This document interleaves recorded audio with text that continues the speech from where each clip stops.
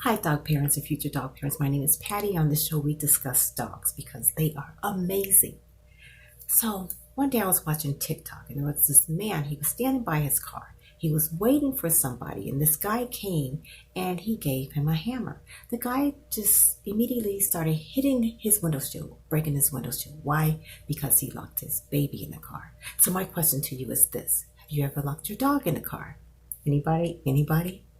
Well, it brought back memories for me. Yes, I locked my dog in the car. But anybody can lock their dog in the car. If they can lock their baby in the car, they can definitely lock the dog in the car. So I'm going to tell you my experience of locking my dog in the car. Okay, I was in the hospital for 2 weeks and I was discharged from the hospital with some medications that made me droopy and loopy. So I came up with this brilliant idea to drink a lot of water and flush all the medication out of my body until 3 o'clock. And at 3 o'clock, leave and go out and see the world for just 1 hour.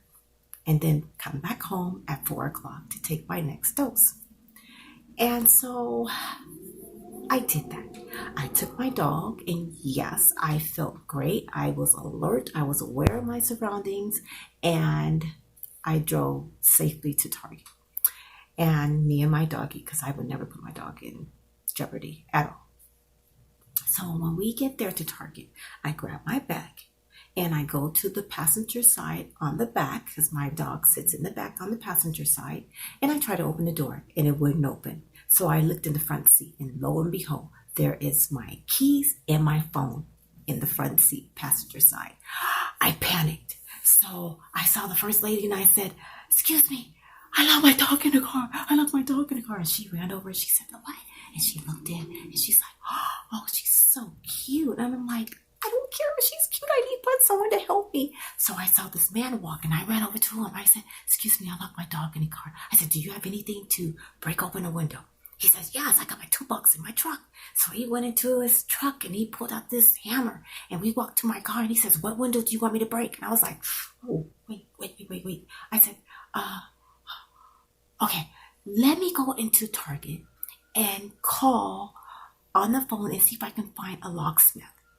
And you have my permission. If my dog starts barking, you have my permission to break the window and to retrieve my dog."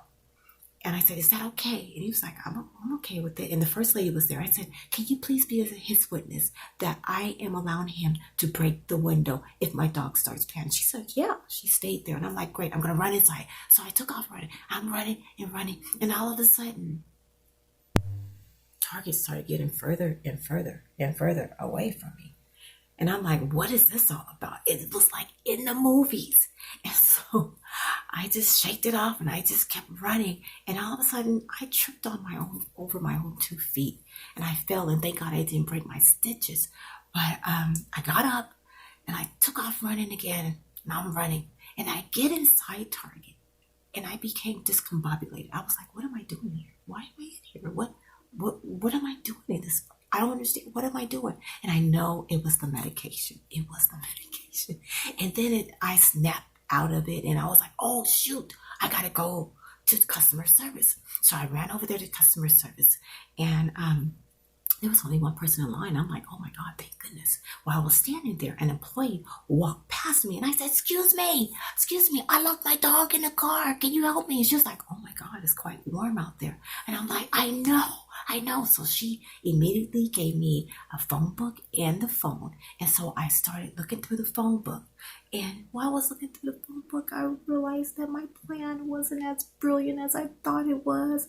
And so I started crying, looking through the phone book. And then when I got to the locksmith section, I'm like, "Oh my God, all these locksmiths." And so I looked and I'm like, I just picked a name that I like and I called, and he answered the phone. He was like, "Hello?" I said, "Oh my God." I said, "Hi." I said, "I locked my dog in the car. Can you help me?" He's like, "Just calm down. He says, where are you? And I told him where I was. He's like, oh my God, I'm in the car right now. And I'm only about 3 or 4 minutes away. I'm like, really? I'm like, oh, can you get here? He says, yes, I will be there. So I told him the make and color of my car and where I parked. And he said to me, oh my God, I just can't believe that you called me and I'm only 3 or 4 minutes away. I said, okay, we'll just get here. Thank you, bye. The relief that I had, I felt like I could fly.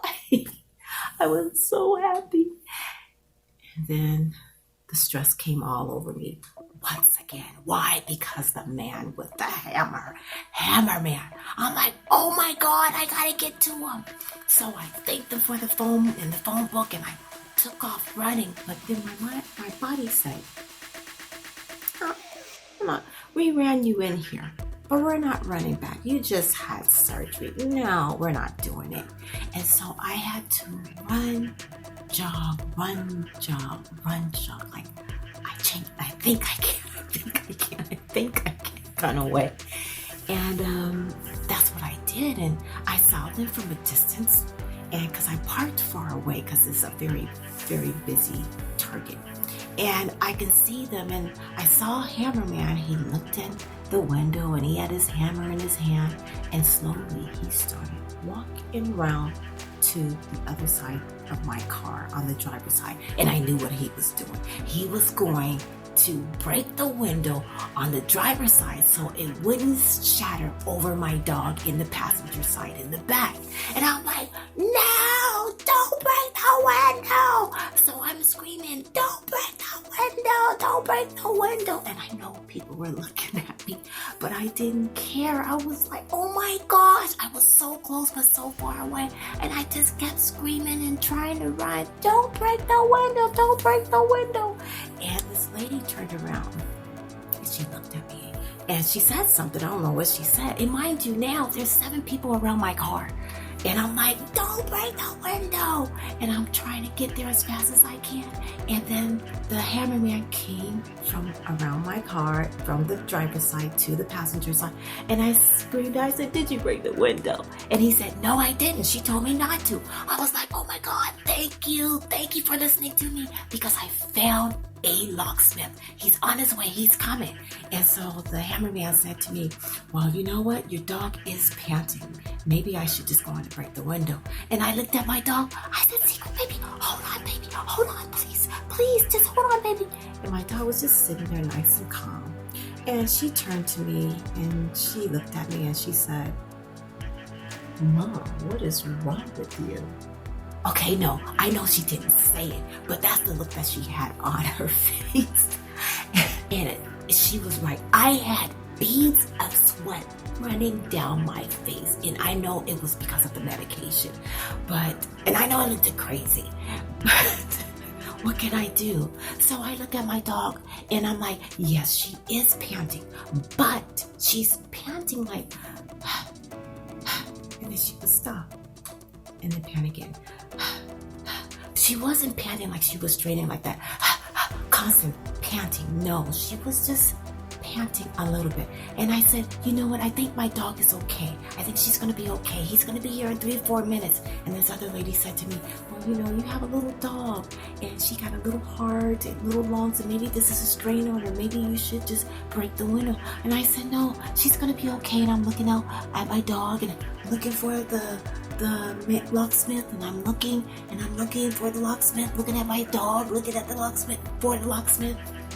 Lo and behold, there he was. I saw him coming, and I ran out in front of everybody. I said, it's me, I'm here. And he came and he hurried up and parked his car, and he had his tool in his hand. He says, I just can't believe I was only 3 or 4 minutes away. And I'm like, please just open the door already. And so he opened it. It only took him like 5 seconds, boom, boom, boom, and it was done. And I took my baby out of her harness and picked her up and gave her kisses and apologized to her. And everybody started clapping. It was so funny. It was so funny. And this lady asked if she could hold my dog. So she held my dog, and everybody was oohing over her because she had this cute little pink bow in her head. She looked adorable. And so I was just standing there trying to gain my composure because this was not supposed to happen like this. And then I said to the hammerman, I said, I know you didn't break my window, but you are my hero. Thank you so very much for being there to help me. He said, oh, I'm just glad that your dog is okay. And I got my dog back, and everybody went their separate ways, and I paid the locksmith, and I gave him a big bonus. I mean, come on, 3 or 4 minutes away. Of course I am. And before he left, he said, I just have to ask you, how many people did you call before you found me? I said, I only called you. I opened the phone book, saw your name, I liked it, and I called you. He said, that is incredible. People, it was incredible. I mean, really think about it. All of these locksmiths, and I chose him, and he was only 3 or 4 minutes away. But you know what? Everything was incredible. If you take all of my emotions out of it in my dramatic state, everything was incredible. I found the hammerman really quickly. I ran inside Target. There was only one customer in line, and then this employee walked past to go to the back room, and I stopped her, and she immediately gave me the phone book and phone. And then I called, and I found a locksmith, and then he was there 3 or 4 minutes after that.